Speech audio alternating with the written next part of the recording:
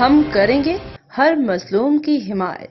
السلام علیکم، میں ہوں حرین فاطمہ اور آپ دیکھ رہے ہیں حمایتی نیوز HD چینل۔ نظر ڈالتے ہیں آج کی اہم خبروں پر۔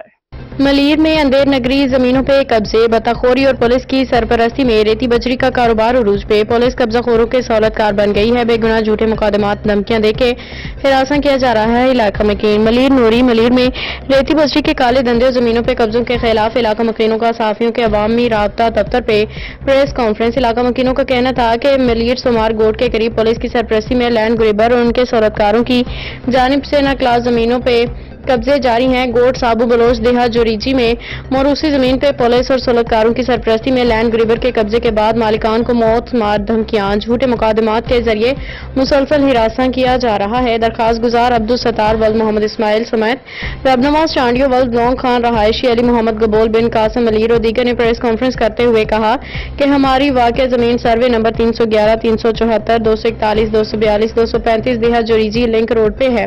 مذکورہ لینڈ گریبر ہدایت اللہ میمن، گرام جوکیو، واحد بلوچ، محمد عارف اور فربی جمالی، محمد انور جوکیو، محمد علی چانڈیو سمیت دیگر نے ہمارے سروے زمینوں پہ قبضہ کر کے پولیس میں جھوٹی FIR کے ذریعے ہراساں کیا جا رہا ہے۔ اگر ہمیں یا ہمارے کسی بھی خاندان کے دوستوں کو کچھ ہوا تو اس کے ذمہ دار مذکورہ کرمنل بطخور اور لینڈ گریبر ہوں گے۔